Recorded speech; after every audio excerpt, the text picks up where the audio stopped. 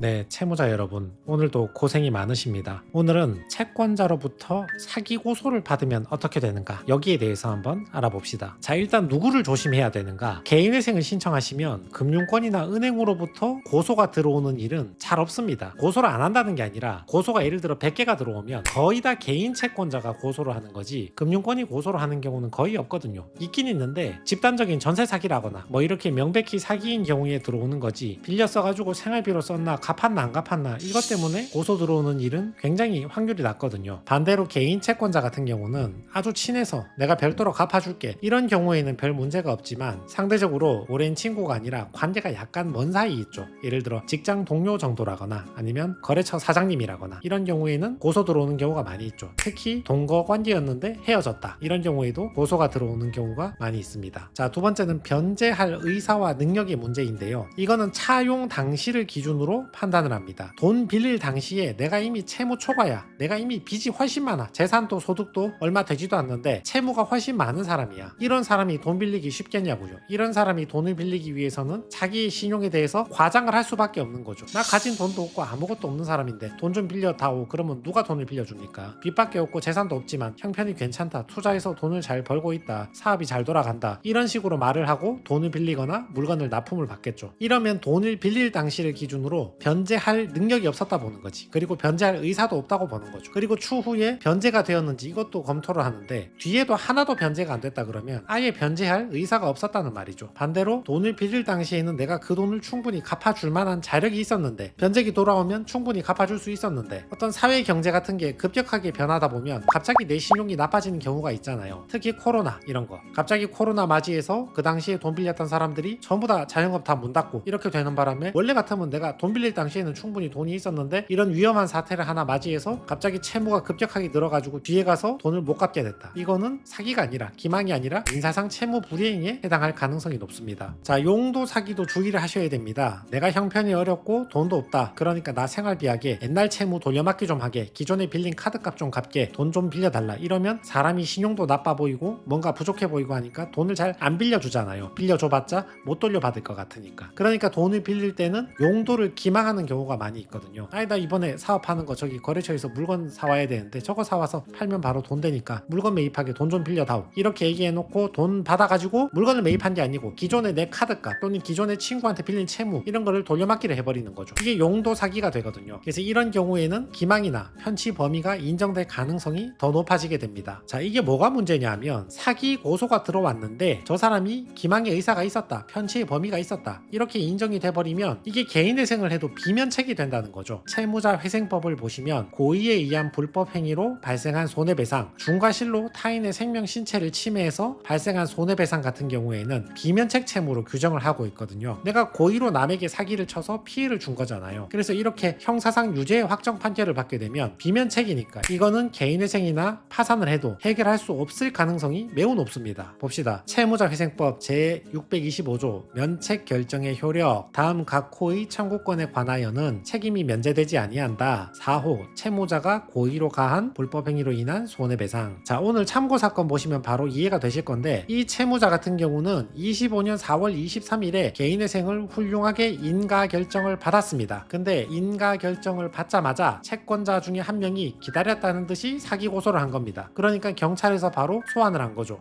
심지어는 그 채권자는 채권자 목록에 기재도 안 했는데 내가 별도로 갚아주겠다고 말까지 했는데, 근데도 기다렸다는 듯이 인가받자마자 사기 고소를 한 거죠. 개인 채권자 문제가 대부분 이래요. 개인 채권자 자체는 그냥 뭐 기다릴까? 뭐 이때까지 몇 년 동안 못 받았는데 뭐 좀 기다릴 수 있지, 이렇게 생각을 하는데 웬만하면 고소하라는 조언을 듣고 오겠죠. 그러니까 채무자는 이거 뭐 고소한다고 받을 수 있겠나 할까 말까 이러고 있다가 막상 채무자가 개인회생을 하고 채권자도 나도 잘 모르니까 어디 가서 물어봐야지, 상담받고 오면 갑자기 고소해야지, 이렇게 마음이 바뀌고 고소에 착수하는 일이 종종 있습니다. 자, 그래서 경찰에서 소환을 받았으니까 출석도 해야 되고 의견서를 정리해서 제출을 해야 되거든요. 이 채무자 사건 같은 경우는 앞뒤에 사안을 잘 들어보니까 내가 너를 기망할 의사가 없었다, 편취할 범위가 없었다, 요걸 설명해주면 무혐의로 빠질 수 있을 가능성이 높아 보였거든요. 그래서 우리 맨 처음 만났을 때 내가 이미 실직 상태였고 내 경제적 형편이 어렵다는 것을 내가 너를 속인 적이 없다, 전부 다 내가 설명을 다 해줬다, 그래서 우리가 연인관계로 발전하게 되어서 생활비 취지로, 묵시적이겠죠.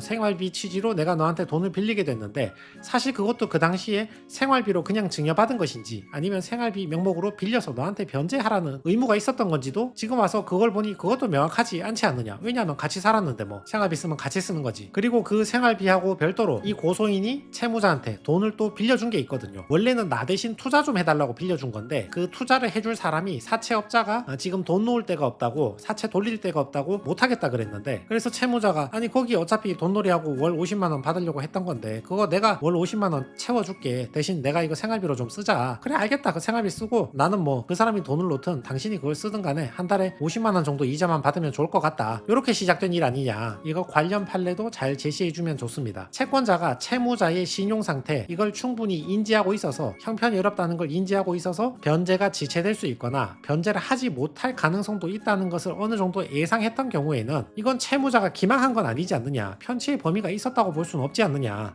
처음부터 형편 힘들고 못 갚을 수도 있는 가능성이 있는 거 피차 서로 예상했던 거 아니냐. 그리고 사기죄 성립 여부는 차용 당시를 기준으로 하는 거니까 차용 당시에 변제할 의사가 있었다면 그 뒤에 후발적인 사유로 돈을 못 갚게 되었다 하더라도 그건 민사상 채무 불이행에 불과할 뿐 형사상 사기가 되지 않는다. 이게 우리 법원에 확립된 판례이거든요. 그래서 경찰의 이와 같은 판례를 인용해서 설명을 해주는 겁니다. 깊은 연인관계, 그렇죠, 연인관계하다 깨지고 고소 들어오는 경우 많은데 이때는 우리가 깊은 연인관계였으니까 서로 피차 사정을 잘 알고 있었던 거 아니냐. 내가 무직이고 생활 형편이 어려운 거 너도 잘 알고 있었지 않느냐. 그래서 생활비 준 건데 못 갚을 걸 너가 어느 정도 예상했던 거지 내가 내 신용을 부풀리고 기망했던 게 아니지 않느냐. 그리고 생활비 이외에 내가 투자금으로 받은 것도 한 달에 50만원 주겠다고 제안한 거지 그것도 공공한 재정 상태인 것을 서로 알고 인정했던 거 아니냐. 빌려준 건지 증여한 건지도 모호한 상태이다. 그리고 그 뒤에 형편되는 대로 얼마씩 갚아왔으니까 내가 변제할 의사가 없었다고 볼 것도 아니다. 변제할 의사가 있긴 있었다. 뭐 다는 못 갚았지만. 그래서 채무자 여러분들이 형편되는 데까지는 변제를 해주시는 게 좋단 말이죠. 특히 개인 채권자. 그리고 계좌 내역 빌린 거, 그리고 뭐 다는 못 갚았지만 일부라도 내가 수시로 몇 번 이체해준 거, 이런 것들 전부 다 포함해가지고 제출을 했습니다. 자, 이 정도 제출하니까 경찰서 수사팀에서 보고 이거는 기망이 없었구나, 편취의 범위가 없었구나, 이렇게 생각을 하고 혐의 없음 불송치 결정을 하게 된 거죠. 재판 갈 것도 없이 수사 단계에서 이건 죄가 없다 바로 종결을 시켜버린 겁니다. 그래서 혹시 가까운 지인에게 돈을 빌리고 못 갚아서 사기 고소가 될 위험성이 있다면 방금과 같은 사안을 한번 파악해 보시고 형편되는 대로 모아서 변제해주고 사기 고소를 좀 면해보는 게 좋지 않을지, 또는 이건 내가 봤을 때 사기까지는 아닌 것 같다, 그만큼 걱정할 필요는 없을 것 같다, 한번 생각해 보시든지 참고가 되었으면 좋겠습니다.